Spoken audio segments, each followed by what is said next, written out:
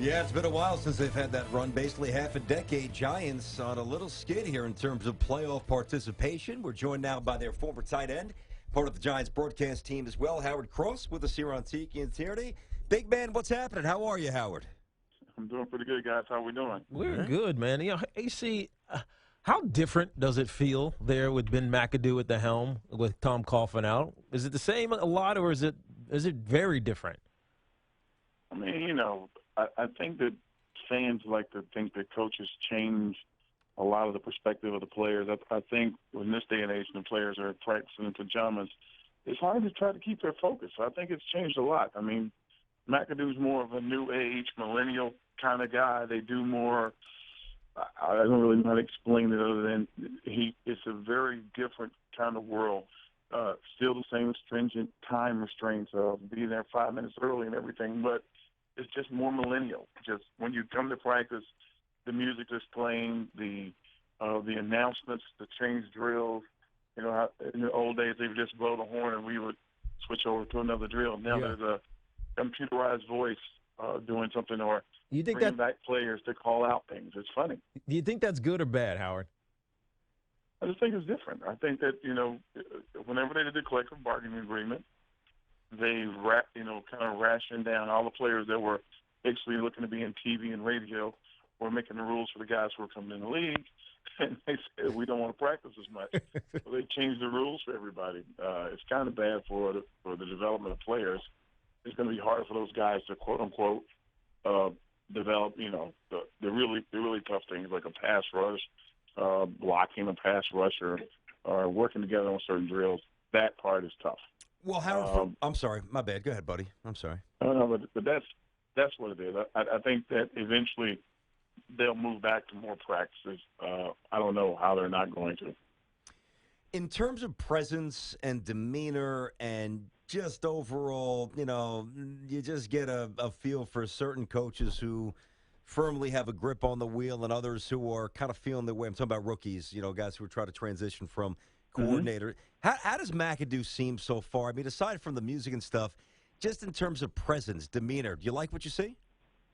I mean, like I said, he's a good coach. He's smart. He's the guy who kind of ran that offense, got the Giants up in that 60+% completion record and stuff. So that's kind of what he is on a day-to-day basis. He's very, focused. He understands exactly what needs to get done.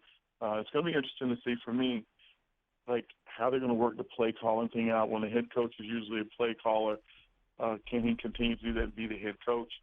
So that kind of hasn't really been answered. They really don't discuss it. So even when you're there a lot, like I've been there probably 10, 12 times over the camp, and they don't really discuss it. You ask about it, they kind of like, yeah, we'll keep that to ourselves. Oh, wow. Even to a former player, a Giant, huh? I mean, that's part of the deal. I hear you. It's Howard Cross, former tight end. Yeah, and you know Sully well, who has been there for a while. He left, went to Tampa as an offensive coordinator for a little bit. Now he came back as a quarterback coach, and now he's the offensive coordinator. Has there been a difference or a different feel regarding the relationship with Eli from McAdoo now that he's not the offensive coordinator and the head coach? Because that was one of the big parts of Eli's higher completion percentage, as you were talking about, and really had a decent season last year. Just He had a really good season. As a team, they just weren't that good. I mean, you see what the interaction is. The quarterback coach is talking to him sometimes. Sully, the offense coordinator, is talking to him sometimes. And McAdoo is talking to him sometimes. So he has like 2 or 3 voices that he's listening to. I'm assuming that it depends on how deep it needs to go. So I don't know for sure, exactly what that is.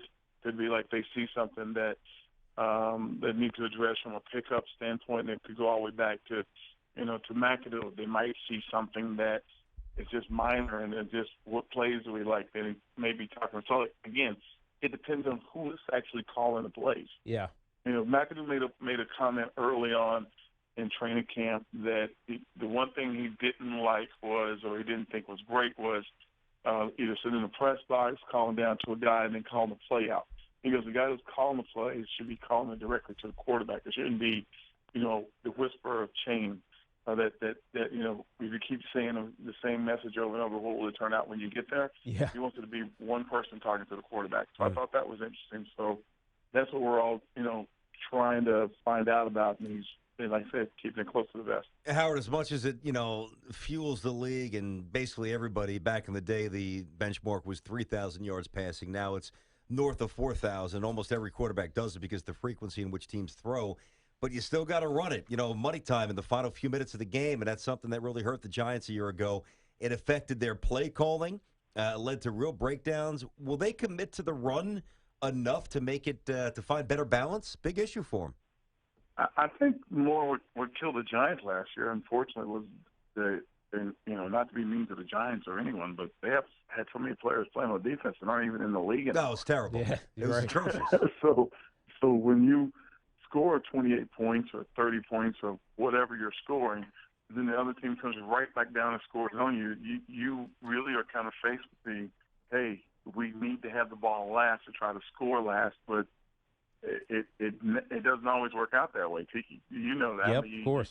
You got to have a stop somewhere. Someone's got to get lucky, call a fumble, tip a ball or something. And if you don't have that, but it was 8 games or something in the last 70 seconds of games. Yeah. No, it was ridiculous. They should have won. It's $200 million. Yeah, they should have won 11 games or maybe even 12 games last year. But it was those defensive inefficiencies. But they bring in a couple of guys, and some of them are really high priced. Olivier Vernon, DN, Janoris Jenkins. How is the revamped defense looked for Spags? Because I think it's an important season not only for the defense but also for Spags, who's the defensive coordinator. I think Spags has gotten very fortunate in this aspect. Olivier Vernon, I know he seems like a pretty good player. He's a great player. If you notice he's putting pressure on the quarterback, he's the benefit. He benefits from JPP trying to come off the edge, and they're still trying to figure out if they got to double team him, if they got to, what they got to do to him. And then if you leave Olivier Vernon one-on-one, he seems to be beating this guy, one every 10 plays, which is pretty much, a Pro Bowl season. Then you have this guy, Damon Harris in the middle. He's a monster. I mean, if you run at him, he put one of those big paws out and grabs you. He's pulling backs down. It's like one-handed. He's a run stopper for a reason. He even got a sack in the game the other night, which was kind of funny. We were making jokes about that. He actually got one. Mm-hmm. So they've done the right things with the money to get the guys up front to cause problems. And on the back end, the safety play has been, I don't know how to explain it. The kid from Alabama, Landon Collins, he lost like 15 or 20 pounds or something so he could be faster and be able to play in the NFL type system where he's not just coming down and caught like he was in college and trying to lay the hammer on somebody. Now he's got to, be able to cover people. He looks like a different person. He doesn't even look the same. The kid from Boise State, the safety, Thompson, I think it is, Thomas, he's like walks in as if he's a 7 or 8 year pro and calls the defense and gets everybody lined up instantly. So it's a really different looking group. And the kid Eli Apple, who we all kind of shrugged our shoulders when they drafted, we're like, okay, kid's 19. He's really only had one real season in college. How are they going to, what's he going to do? He comes in, he pretty much shuts down Deckard every night. So we're all like, okay, well, I guess they do know more than us.